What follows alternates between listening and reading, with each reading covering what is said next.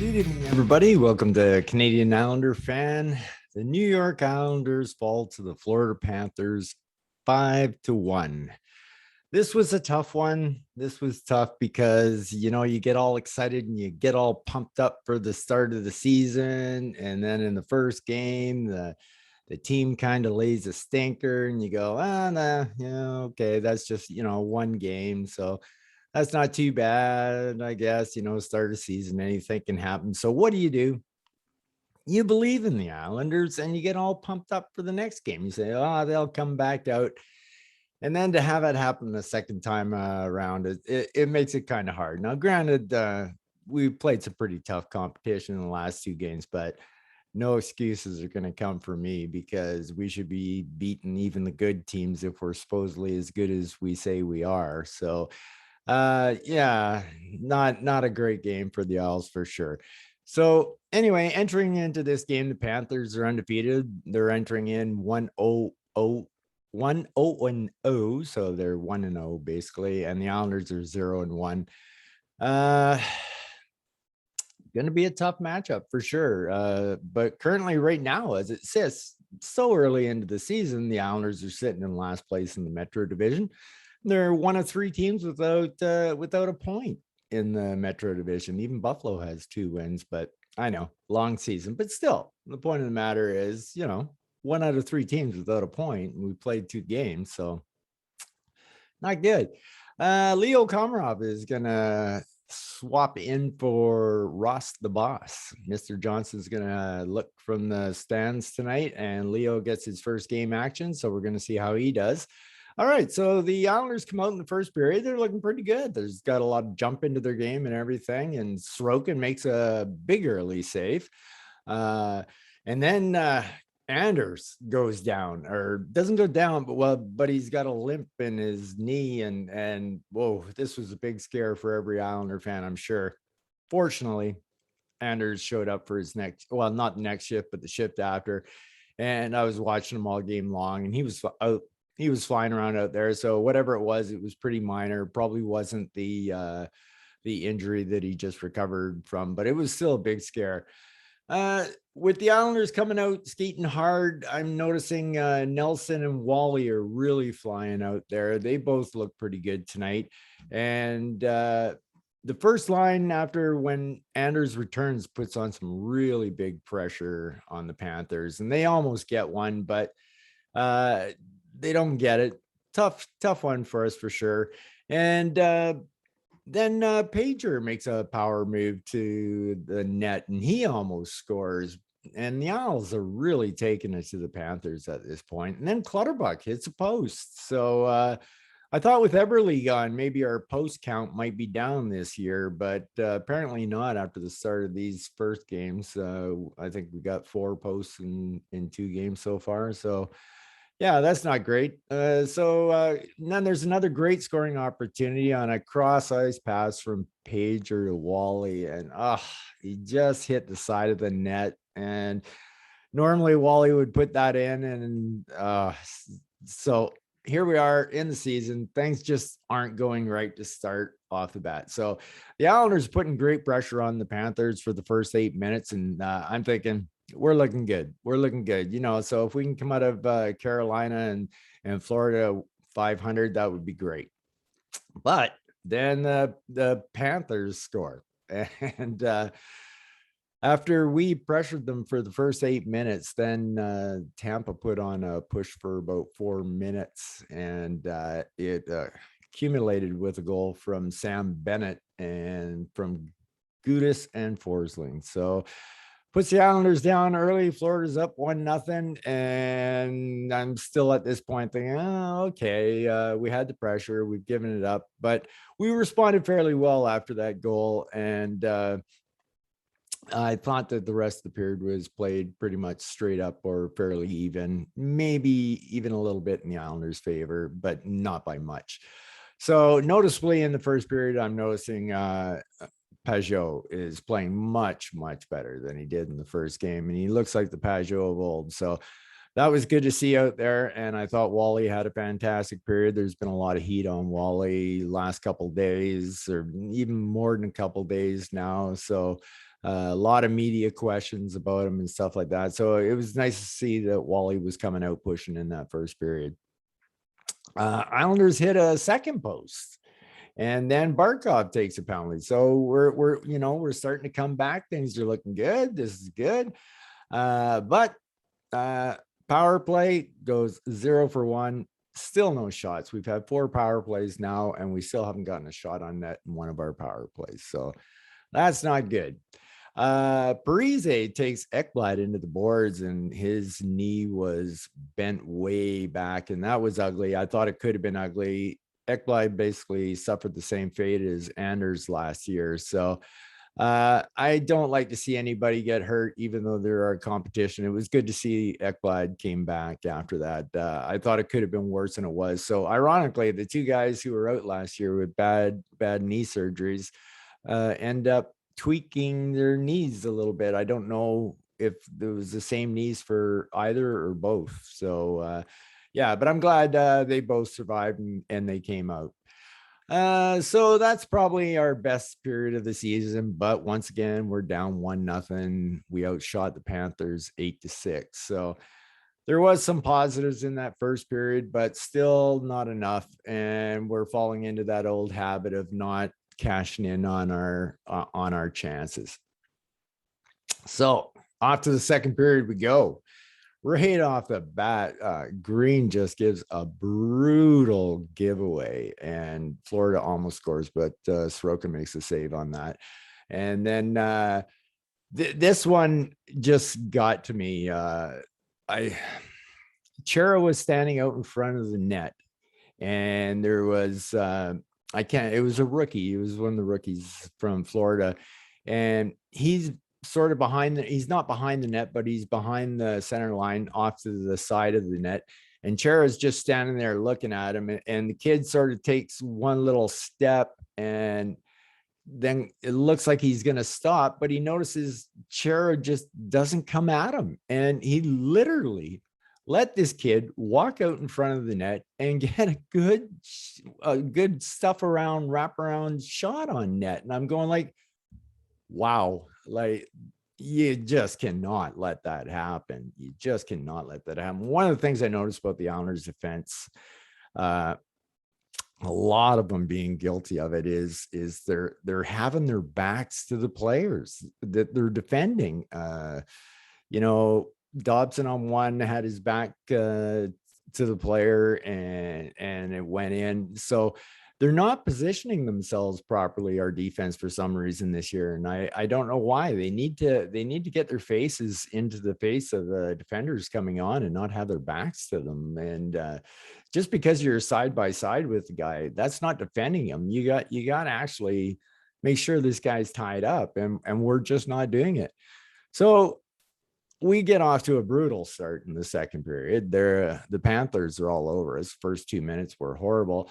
And then Bennett scores on a wraparound from Huberdeau and Ekblad. And one of the things I've always been so complimentary of Sorokin was his side to side. And not that his side to side was bad, but he basically took himself out of position to have no chance at even doing the side to side. So pretty much his fault on that one. He bit for the move and slid right out the net, wide open wraparound. So not good there. And now we're down 2-0, and it's starting to get a little bit worrisome at this point. We're having way too many giveaways. The giveaways were just crazy. And I was losing count of them. I think even Butch pointed out at one point, there was about 4 giveaways in about just like a 20-second period, and that's just not gonna work. I know it's still early in the season, and overall I'm still not upset about this game. It might sound like I'm upset, but I'm not. It's early days, so I'm not too concerned yet. If a pattern continues, then I'll get a little bit worried. We have a tough schedule. We started against the Canes and the Panthers, which is tough, but it kind of eases off for the next 3 games. We're going to Chicago and Columbus and somebody else that's not that good, and Arizona, I think it is. So, we can right this ship pretty quick. So, yeah, like I said, not overly upset about it. Komarov then takes a penalty, and once again, our PK is good, and we go 1-for-1 on the PK. So one of the bright spots tonight, I guess, was a PK.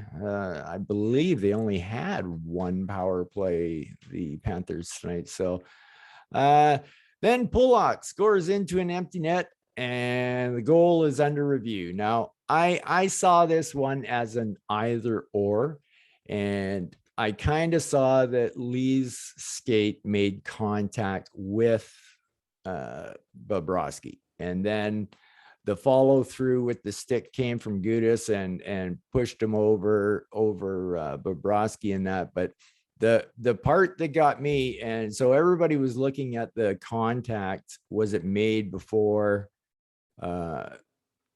Anders got pushed over? But if you look prior to that, Gudis is actually lifting Anders' leg, which is twisting him around into that position, and before the contact is made with Bobrovsky. So, like I said, that one could have went either way. I still think it probably should have been just let the hockey play, but like I said, I could see it going either way. So I wasn't overly upset about that. Would have been nice if it went our way, but it didn't that time. So no goal for the Islanders. We're still down 2-0. Then we go to the power play one more time, and on this power play is much more effective. Barzal is stopped on a one-timer. That was probably the best scoring chance out of it. It was probably the best power play of the year, even though it still wasn't really that good. 0-for-2 on the power play. This is gonna come back to bite us as it did last game in that. So there was more zone time probably in that power play than the previous 4 power plays put together. So that was one positive sign from it.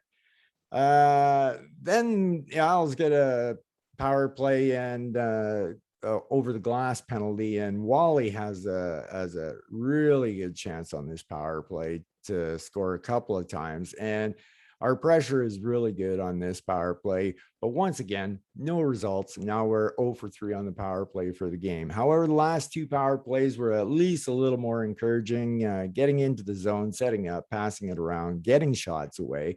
Probably could get more shots away than we are getting away, but at least we're still shooting where last year we didn't shoot at all. So some positives can be taken from that. Then there's a great play by Pulock at the line and almost scores with a minute left. And yeah, that was a really good play by Pulley. He had a nice game. He had some nice moves out there, and he was strong defensively and carrying the puck. He just seems so confident. I really think that Pulock's gonna.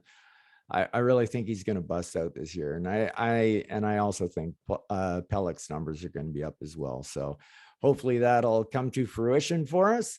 Then in the last minute, well, actually a minute and 3 seconds left, there's a goal by Declare from Uyghur, and Florida goes up 3-0. And those goals with 1 minute left, they can always be backbreakers, and especially in this case, down 2-0 going into the third is possible. Going down 3-0 into the third is very difficult.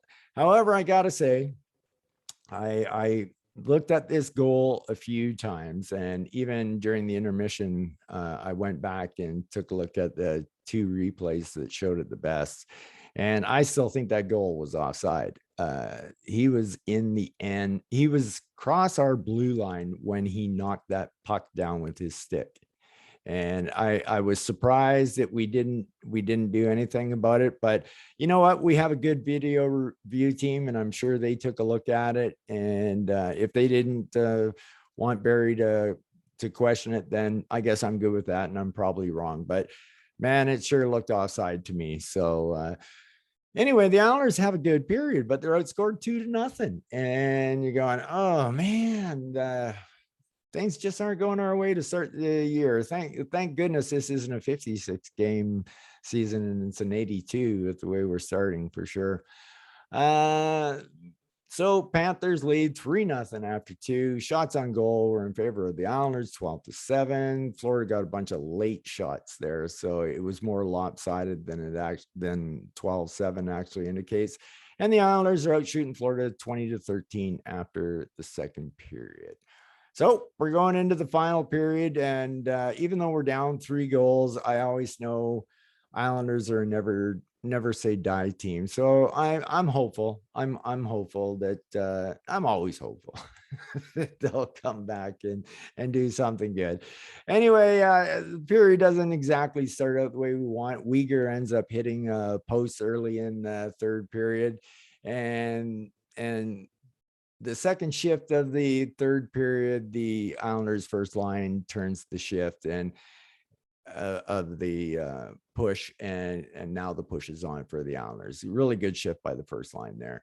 Then the Isles get another power play goal because Panthers have their second over the glass penalty. So this is the chance to get back into the game right here if we can. So that would be great. And guess what? Wallstrom scores. It's our first power play goal of the season. It's unassisted. And now our power play for the game is 1 for 4. So that's a respectable 25% at least for the game at that point. So yeah, there was improvements on the power play, and I guess that's important. You got to look for the little things in a bad game, and I saw a couple guys who didn't look so good in the first game look better. I saw some guys who looked good in the first game not look as good, and that's a little bit troublesome. So yeah, what can you do? Things were just starting to go against us, but I'm glad the power play looks at least to be showing some life. And then there's just the backbreaker, which I just put down as a horrible goal to Bennett to get his hat trick from Kerstead. And I'll be honest with you, I've only looked at the goal once because I was so disgusted that it went in the net. And I'm a huge Sorokin fan, so but yeah, that was just unacceptable. Maybe, I don't think Ilya he did at the start of last year play really deep, but then I thought he started coming out as the season wore on, but he seems to be really deep in the net this year. So I have full faith that Mishkorn and Piro will get that figured out in no time. So yeah, Sorokin struggling out of the gates. What can you say? It's definitely a game-killing goal for sure.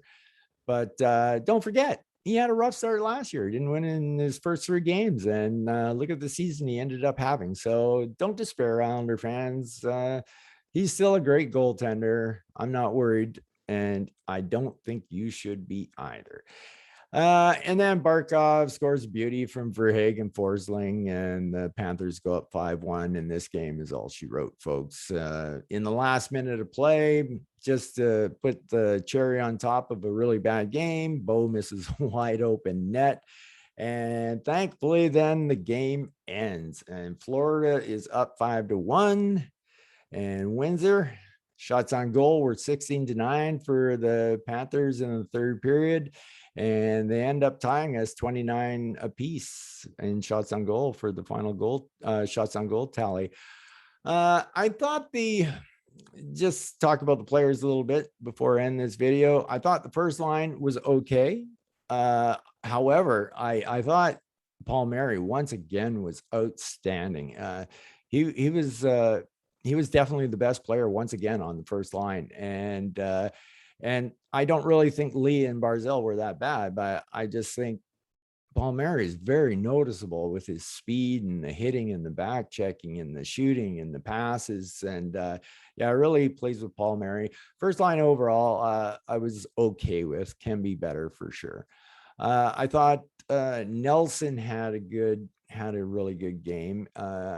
He was doing some good things. And Josh Bailey, I thought he's just playing his typical game, taking too long with puck. Pretty unnoticeable out there. And Bo had a big drop off from his first game. Like he was so flying in that first game, and he dropped off. And I talked in the last podcast about, for me, this whole season with Bo is all about consistency. And one really good game and one really bad game. That's not a great sign for consistency. You need Bo to pick things up. The third line absolutely picked her up from the first game. I thought Wallstrom was our best Islander on the ice tonight. I thought he had one heck of a game, and Pajot was night and day different from the first game and exhibition games as well. I thought Pajot had a really good game. He had 6 shots on net and was skating well and just looked more engaged in the play all around. Parise, I thought, had an excellent game as well, doing Parise things. He was crashing the net. He was back checking. He was hitting. He was skating all over the ice. So, yeah, I thought he had a really good game. I thought Uncle Leo on the fourth line had a typical Uncle Leo game. I thought it was better than Ross's game. So, good game overall by Leo. I thought Casey had a better game than the last game as well. He was really engaged. And Clutter, it was just it's probably why the fourth line didn't have the spark, because Clutter didn't have the game he normally has. And it just goes to show you that missing an ingredient of Matt Martin. It just, like Leo had a good game, but there's just not that spark of that fourth line. How they literally turn games around with one shift of synchronized hitting. So it doesn't matter who's out of those three. With that one component missing, it just does something to the line. And so, yeah, I don't blame Leo for it, but yeah, just we need more of the fourth line, and we need Matt back real soon. So let's see. On defense, I thought Pelech and Pulick were fine.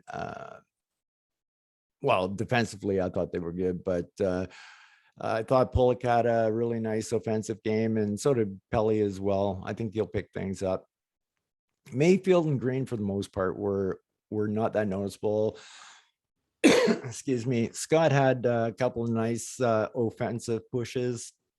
Green had that one really bad giveaway to start off the period, but overall, they were pretty unnoticeable, and usually unnoticeable is a good thing. And Dobson and Chera, I thought Dobson had another fantastic game, and Chera, I'm still not seeing it yet. I know it's early, but I'm just not seeing it. And letting that kid walk out in front of the net like that from behind the net was just atrocious. I did not like that one at all.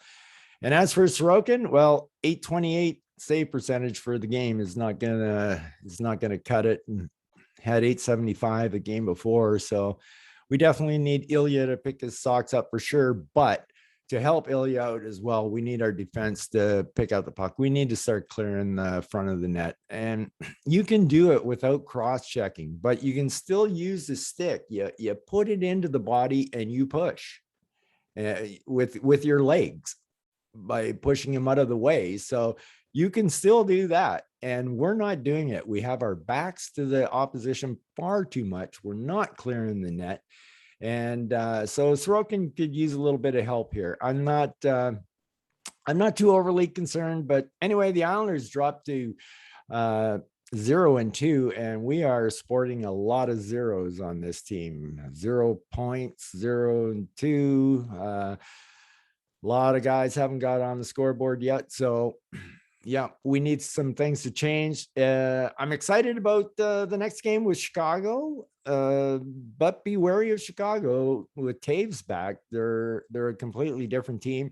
And Marc-Andre Fleury can stand on his head at any given time, even though he usually doesn't do that great against us. So, but we need to bounce back for the next game for sure. We need to take that next game and get things headed in the right direction. So overall, bad game by the Islanders, losing 5-1 to the Panthers. Panthers now are 2-0 for the season. Granted, we played 2 tough teams, but it's time to pick up our socks and get going. I hope everybody out there has a good night, and peace out.